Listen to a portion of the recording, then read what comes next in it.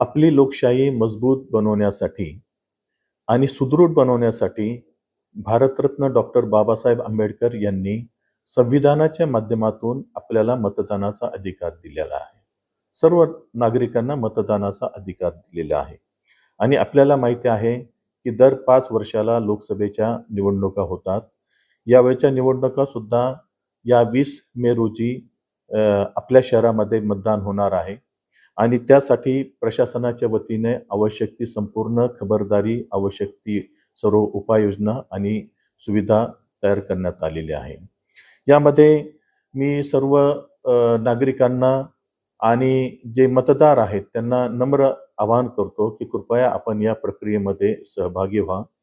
आणि मला आनंद ह्या गोष्टीचा आहे की या मतदार यादीमध्ये जास्तीत जास्त मतदार हे युवा आहेत.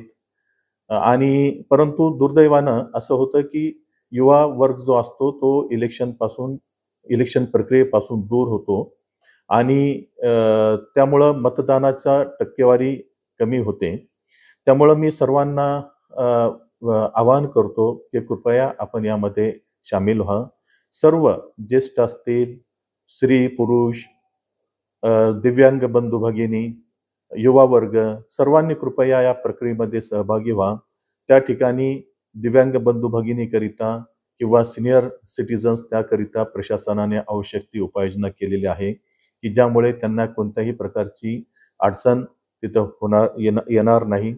मी पुनश्च आपल्या सगळ्यांना नम्र असं आवाहन करतो कि कृपया अपन या प्रक्रियेमध्ये सहभागी व्हा.